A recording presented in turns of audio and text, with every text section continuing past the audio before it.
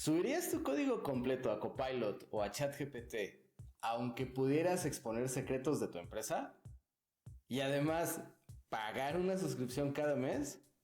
Hoy quiero mostrarte otra forma, cómo usar RAG local con tu propio repositorio sin pagar absolutamente nada y manteniendo la privacidad de tu código. ¿Qué te parece? Vamos. En el video anterior hablamos de AIOps y de MLOps. Vimos que consiste de grandes pipelines que aportan muchísimo valor a las áreas de tecnología de la información, pero que también requieren grandes inversiones de dinero y de tiempo, además de que aportan una gran complejidad a esa misma organización.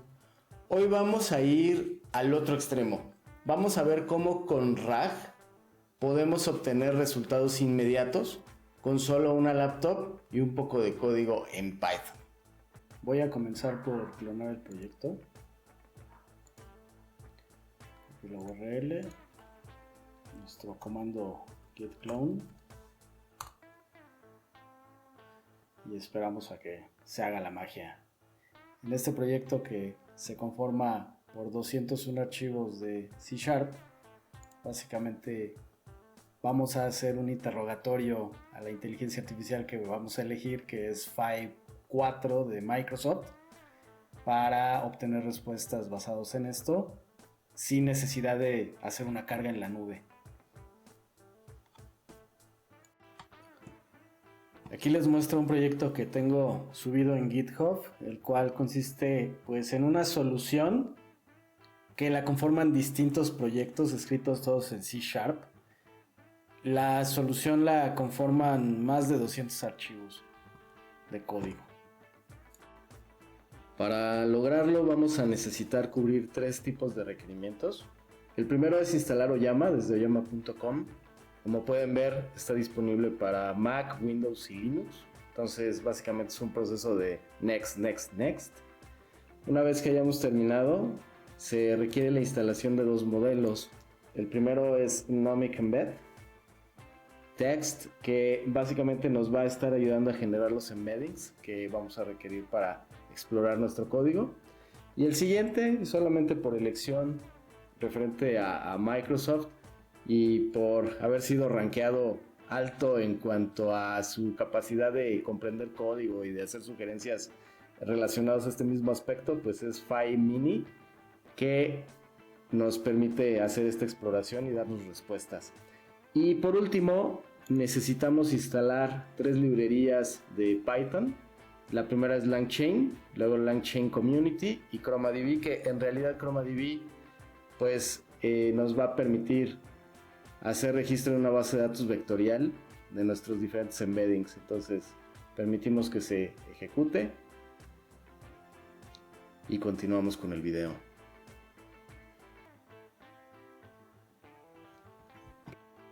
Como no necesitamos de un clúster en la nube ni nada de andar enviando archivos a terceros, debemos de levantar nuestros servicios y poder verificar que tenemos nuestros modelos funcionando. Entonces, para verificar que tenemos Oyama instalado, ejecutamos este comando para listar los modelos que tenemos en nuestro equipo disponibles con list, y en este caso no vamos a ejecutar con el comando run a Nomic Embed Text, porque este no es un modelo de lenguaje, es un modelo de embeddings y esos no se ejecutan. Nuestro código Python se encargará de hacerlo directamente. Aquí, como pueden ver, estamos apuntando al repositorio de GitHub en mi local.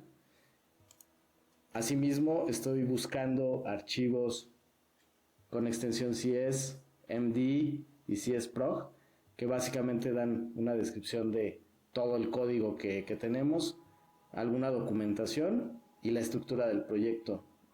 Entonces, básicamente con esto se hace una exploración del documento, archivo por archivo. Obtenemos una clasificación si se trata de archivos de proyectos, si son controladores, si son servicios, si como tal es documentación o otro tipo de archivos. Entonces, todo esto se agrega a la colección Documents y nos da un resumen de cuántos documentos fueron cargados. Adicionalmente, empezamos a dividir en chunks toda la información que hemos cargado en memoria en este momento, con un tamaño de chunk de 800 y un overlap de 100. Básicamente la división de los diferentes trozos de todo este texto va a ser una coincidencia. Es una técnica bastante interesante para poder hacer inferencias en el código que se está leyendo. Asimismo, pues se hace la división, es split, y aquí nos indica cuántos splits se pudieron generar, cuántos chunks, perdón. Y después procedemos a hacer la generación de los embeddings. Aquí, como podemos ver, Python se encarga de levantar el modelo de Nomic Embed Text y se empieza a generar a través de ChromaDB una carpeta que se llama ChromaStore, en donde va a estar viviendo toda la información de embeddings generada con esa información. Al final, pues ya básicamente nos indica que el proceso ha finalizado. Este proceso es recomendable ejecutarlo en un equipo que tenga una tarjeta gráfica. Entre más potencia tengas, mucho mejor, evidentemente. Pero aún así, por ejemplo, este mismo ejercicio lo ejecuté de modo comparativo en una máquina que no tenía una tarjeta gráfica y se ejecutó en aproximadamente 12 horas contra unos 30 minutos, que es lo que vamos a ver ahorita en la ejecución. Entonces se procede a la ejecución del script de Python para la carga y la generación de los embeddings a través de ChromaDB. Entonces vamos a nuestro tradicional Python. Comenzamos a ver la ejecución del script. Por ejemplo, aquí vemos que tenemos 201 archivos cargados y fueron 5167 chunks generados con estas reglas de 800 caracteres en la división y 100 caracteres de overlap. También, asimismo, vemos cómo la tarjeta gráfica de mi equipo está comenzando a trabajar. De hecho, aquí podemos ver cómo la carga y la demanda hacia la GPU pues van en crecimiento a partir del momento en que se arrancó el script. Vamos a dejar que el proceso trabaje por sí solo y cuando termine volvemos al video. Aquí apreciamos cómo el script acaba de finalizar. Creó la carpeta ChromaStore en donde nuestra base de datos de embeddings fue creada. Y asimismo vemos como la actividad estaba a tope, al 100% en la tarjeta gráfica. Y bueno, fue bajando tan pronto se concluyó con este proceso. Vamos ahora a hacer nuestras consultas directamente, pero antes analicemos el código con el cual podremos ir utilizando nuestro rack. Bueno, ahora viene lo más interesante, que es que con este segundo script que he llamado askrepo.py podemos hacerle preguntas directamente al repositorio.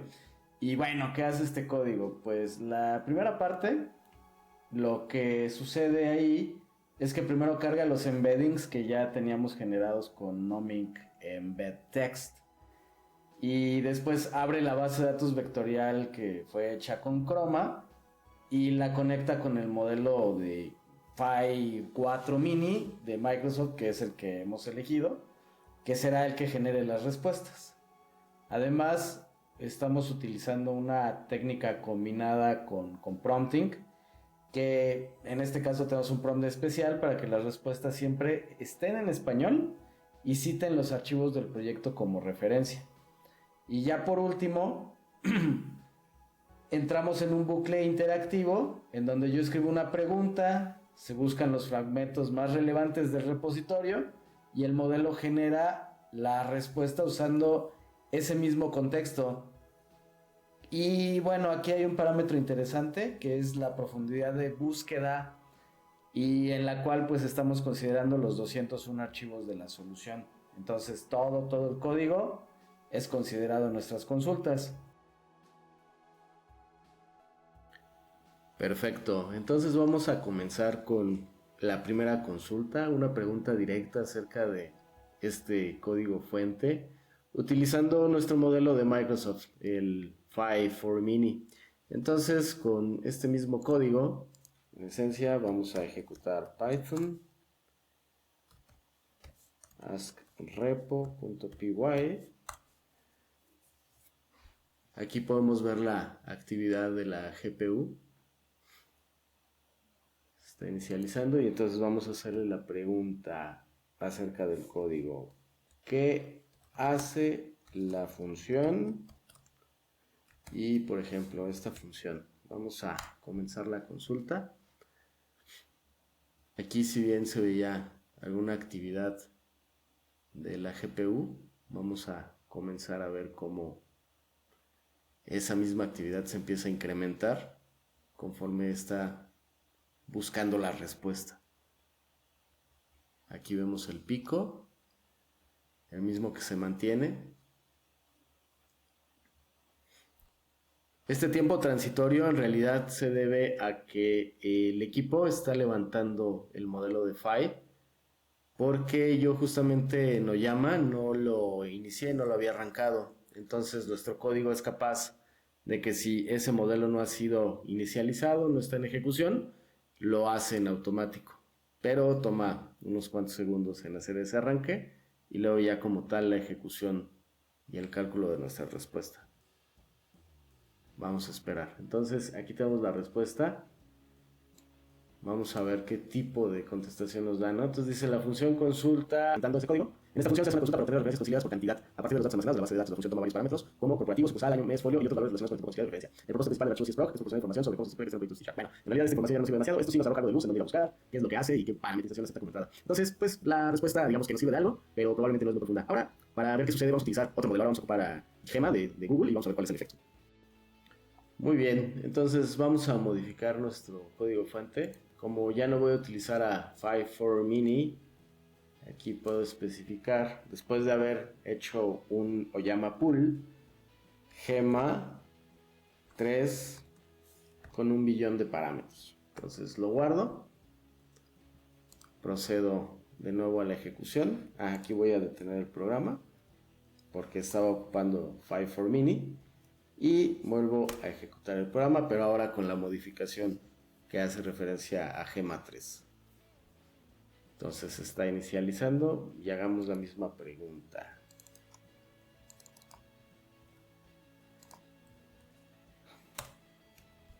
Nuevamente vemos cómo va a comenzar la inicialización del modelo. Esa carga en el GPU y en su memoria VRAM, que no es memoria virtual, es memoria de video. Eso es lo que significa VRAM. Y entonces, bueno, pues ahí vemos cómo se está calculando una respuesta a nuestra pregunta, que yo pretendo y espero que sea diferente a la que obtuvimos a través de Phi4. Que Phi4 es un modelo de Microsoft más orientado a respuestas exactas y breves. Si bien está entrenado en código, pues no es muy bueno para correlacionar información de diferentes fuentes. Como vemos aquí, Gema nos da una respuesta mucho más verbosa, lo cual, bueno, dependerá mucho de tus preferencias.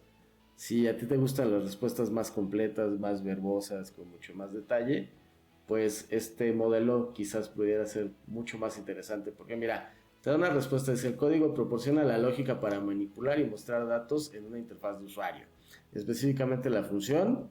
Aquí hay un desglose de su funcionamiento del contexto. Entonces nos da funcionalidad principal, es que se encarga de la lógica central de la aplicación, que involucra validación de tipo de conciliación, generación de tabla de referencia, visualización de datos.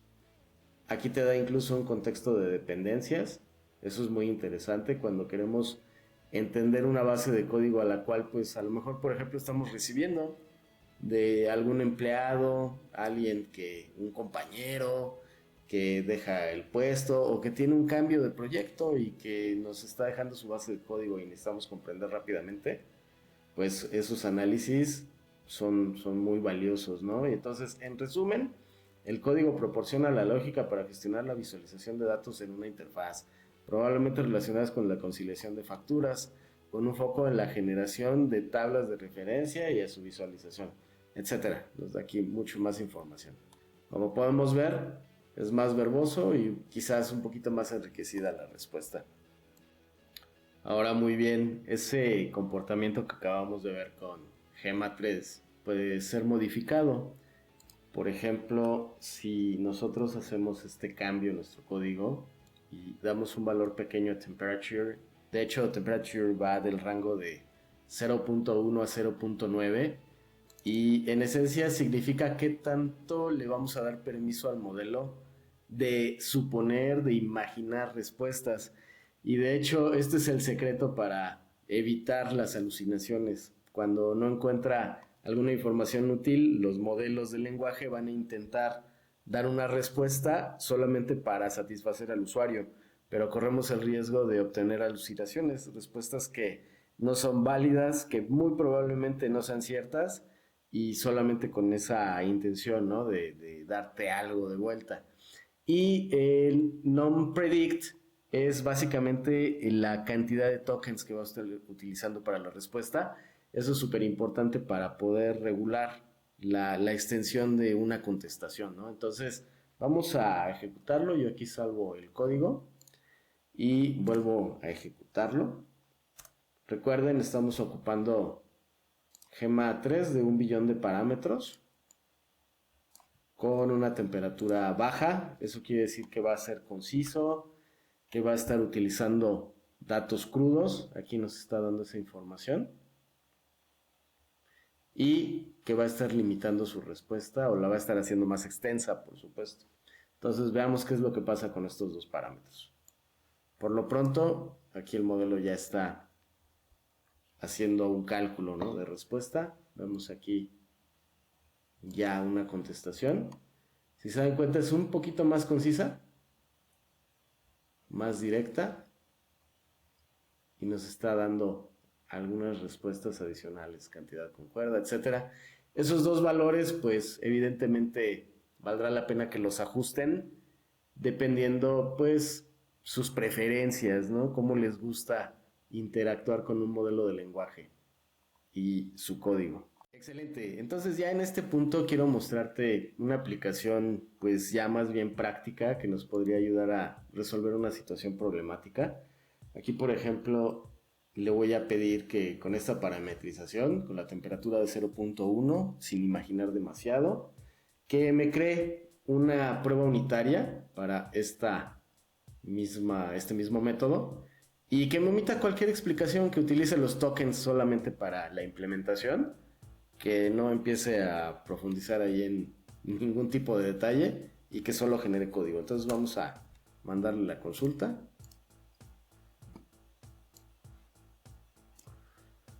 Vemos aquí la utilización del GPU nuevamente. Y veamos qué tipo de solución nos propone. Miren, como pueden ver aquí, pues ya nos da una implementación de C# y pues un método, ¿no? Aquí, por ejemplo, veo que el test fixture no es muy bueno.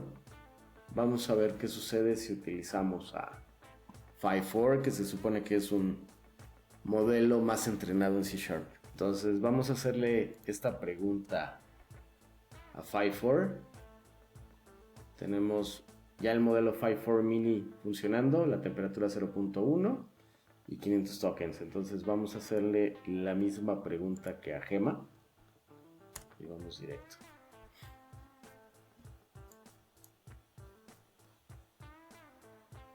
Listo, tenemos la respuesta.